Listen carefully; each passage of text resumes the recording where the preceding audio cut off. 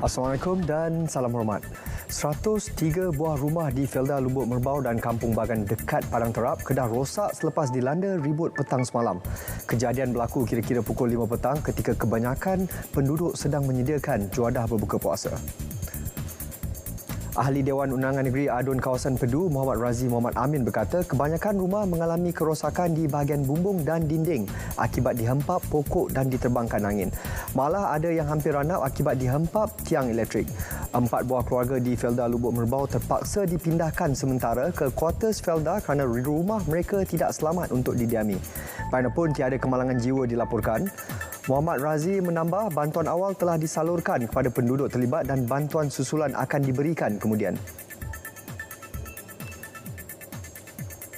Susulan penularan satu rakaman audio di media sosial beberapa hari lalu berkaitan Kelantan bakal dikenakan Perintah Kawalan Pergerakan PKP.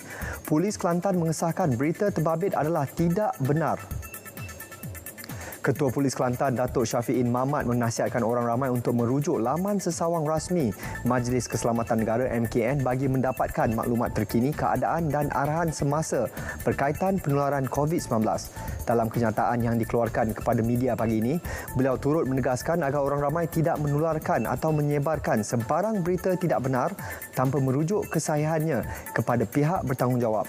Tindakan tegas boleh diambil terhadap individu terbabit di bawah Akta Komunikasi dan Multimedia AKM 1998. Baru-baru ini tular di media sosial rakaman audio seorang lelaki yang mendakwa Kelantan akan dikenakan PKP mulai hari ini sehingga 21 April.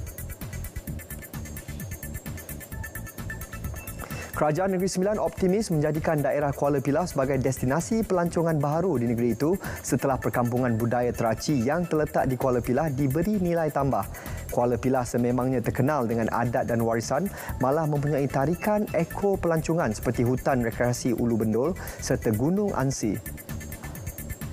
Menurut Menteri Besar Negeri Sembilan, Datuk Seri Aminuddin Harun, orang ramai boleh menikmati makanan tradisi Kuala Pilah dan lokasi itu juga diiktiraf sebagai tempat khusus untuk aktiviti mengocar serta bola sepak sawah. Penganjuran Pesta Mengocar iaitu aktiviti menangkap ikan di sawah dan Pesta Bola Ngocar bakal diadakan pada September depan. Selain itu, bagi merangsang ekonomi penduduk setempat, penanaman padi pulut yang dikenali sebagai padi pulut Seri Menanti dan padi biasa turut diusahakan di perkampungan budaya tersebut. Perkampungan budaya teraci juga diharap dapat diperkenalkan ke seluruh dunia. Datuk Seri Aminuddin ditemui pada majlis mengacau pengangan dan lawatan di perkampungan budaya teraci Kuala Pilah.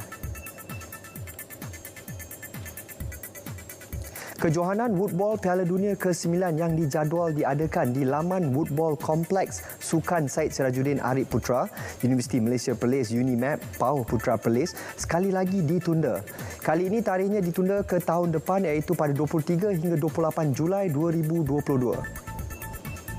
Kejohanan yang sepatutnya berlangsung pada 24 hingga 30 Julai 2020 sebelum ini telah ditunda ke tahun ini iaitu pada 24 Julai hingga 30 Julai 2021. Raja Muda Perlis Tuanku Syed Fauzuddin Putra Jamul Lail yang juga merangkap Tuanku Penaung Diraja Persatuan Woodball Negeri Perlis PWNPS bertitah persatuan telah menerima surat rasmi daripada Persekutuan Woodball Antarabangsa IWBF melalui Persatuan Woodball Malaysia MWA. Langkah tersebut mengambil kira situasi semasa penularan COVID-19 yang melanda seluruh dunia ketika ini.